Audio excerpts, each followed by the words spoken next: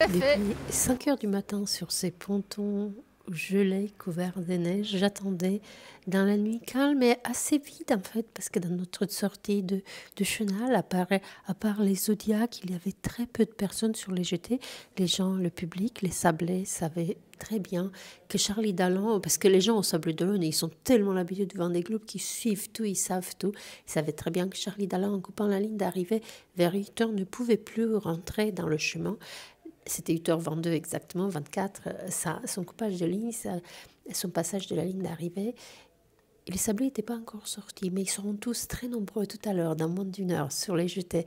Moi, j'ai fait plusieurs lives aujourd'hui, ici sur YouTube, sur la page Facebook de la Télé des Sables. J'ai fait aussi un sujet qui revient sur les meilleurs moments de cette matinée, avec des images que j'ai récupérées en tant que média, les images officielles de la course. Je vous encourage à la regarder aussi. Mais je me suis dit que juste pour s'amuser, en attendant, parce que là, l'impatience, elle monte quand même de voir le Chenal, de voir combien des gens seront là pour l'arrivée de Charlie Dallan, que j'ai trouvé ce matin par ailleurs. Dans son commentaire, je l'ai trouvé très, très touchant. Vous savez, on est habitué à, en Charlie Dallan, on est habitué à quelqu'un qui est assez calculé, ingénieur. Moi, je l'ai croisé dans la vraie vie de près seulement une fois, lors d'un déjeuner avant le départ de la course. Je l'ai trouvé très calme, très réfléchi, très organisé, très bien dans ses baskets, très bien dans sa tête surtout. Et là, ce matin, sur le bateau, dans ses premières paroles, j'étais très touchée de le voir ému, de le voir touché vraiment. Et puis, de toute façon, je le disais dans un de mes lives, vous savez, pour faire ce qu'il a fait, pour aller avec le courage avec lequel il est allé dans cette tempête de l'océan Indien, qui est sans doute la chose déterminante, en plus du train d'enfer qui n'a mené à tous les autres navigateurs sur la descente de l'Atlantique pour la traversée de l'Indien, du Pacifique. Il a toujours, quasiment toujours été en tête de course, en tambour battant,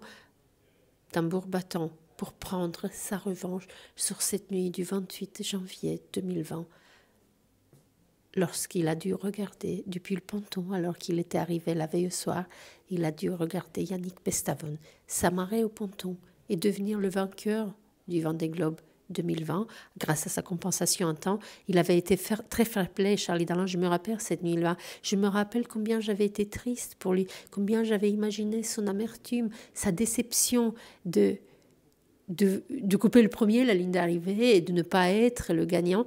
Je suis sûre que depuis cette nuit-là, il s'était motivé, il a tout préparé, il a tout réfléchi à pourquoi ces quelques minutes c'est pour 2h30 en fait qu'il a perdu la victoire face à Yannick Bestaven. Il l'a dit d'ailleurs dans des commentaires, il a réfléchi dans sa tête, il a réfléchi longtemps. Et donc ce Vendée Globe-là, c'est une revanche surtout, et sur lui-même peut-être aussi. En tout cas, je dis cela parce que j'ai été touchée de le voir ému ce matin, et ça ne me surprend pas. On n'est pas seulement un ingénieur, un architecte naval. On peut être aussi fort que l'on soit. Lorsqu'on a les tripes qu'il a, lorsqu'on a cette rage chevillée au ventre, il y a forcément beaucoup de passion, il y a forcément des émotions. C'est juste que chez certains, elles sont plus maîtrisées que chez d'autres. Chez moi, vous voyez, elles ne sont jamais maîtrisées. Je suis toujours à deux doigts de pleurer tellement je suis émue de voir certaines choses. Enfin bref, ce matin, je vous laisse découvrir ces images entre l'eau de mer qui devient gelée sur le bateau, entre ce coucher de lune, lever de soleil, entre ces vagues, alors que c'était une mer plate, ce sont les vagues créées par les autres bateaux, et puis ce jeune homme qui a 40 ans et qui signe ici, aujourd'hui, qui monte ici, aujourd'hui, sur la plus haute marche de son destin. Je vous laisse découvrir mon best-of à moi, mes plus beaux moments. Sinon, pour le reste, pour plus de détails, j'ai fait un portrait de Charlie Dallan, j'explique qui il est, j'ai aussi fait des lives, enfin, vous avez tout. Pour avoir plus d'infos, ici, dans cette vidéo-là, c'est juste un peu d'ambiance. Puis tout à l'heure, dans le Chenal, je ne parlerai pas, je vais juste faire un petit live pour l'ambiance. Live d'ailleurs qui sera sans doute interdit et par YouTube et par Facebook, parce que vous savez qu'on attend avec de la musique le vainqueur, et que et que la musique, bah, il y a des restrictions de droit, des droits d'auteur, des trucs de tout ça, qui feront que sans doute elle sera coupée. Donc voilà, je vous laisse regarder les autres vidéos. Je ferai aussi le live dans le canal, on verra bien ce que ça donne. À plus tard, merci de me suivre aussi nombreux depuis un mois ou deux déjà. Ça fait chaud au cœur. Et merci infiniment pour vos commentaires qui, eux aussi, réchauffent mon cœur après cette matinée bien gelée. Je vous assure que les doigts sur le téléphone, parce que quand on filme à l'iPhone, on ne peut pas avoir des gants.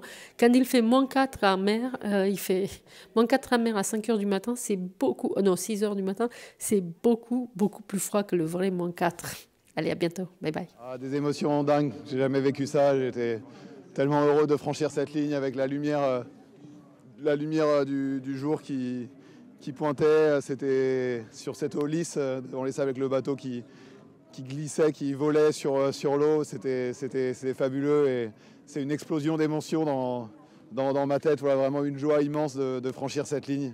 C'était un moment fabuleux. C'est de loin ma plus belle ligne d'arrivée de toute ma carrière, mais vraiment de loin, quoi.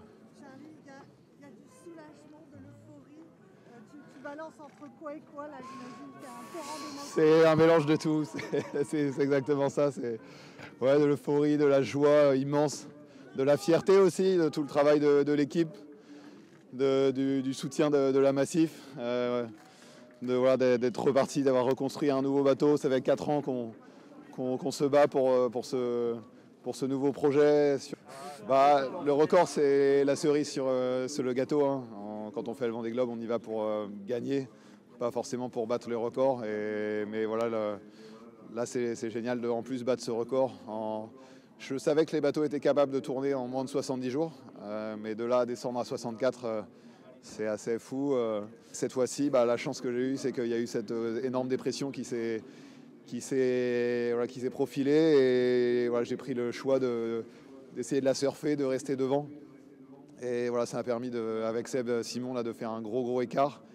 Je pense que Johan s'est vraiment arraché à ce moment-là parce qu'il a senti que ça pouvait partir par devant, et je pense qu'il a beaucoup donné pour échapper à la zone de vent faible qui grossissait derrière, et il a réussi à s'en sortir. Après, il a eu des conditions qui ont permis de recoller. Puis après, bah, il y a la bataille qu'on connaît tous. Vainqueur de la 10e édition, Charlie Dayan!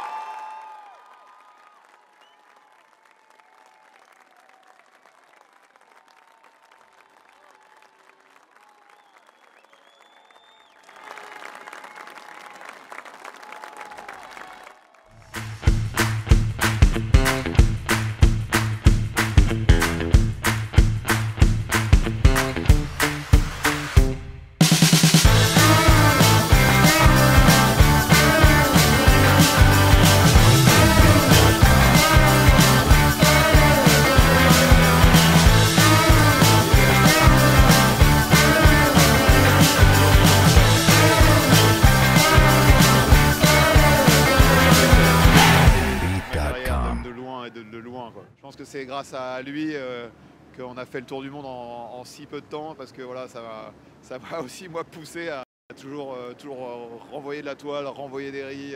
Franchement, j'ai l'impression d'avoir fait une course de 48 heures, tellement c'était intense, tellement c'était rapide. Vraiment, j'ai vraiment l'impression d'être parti il y a 2 jours, quoi.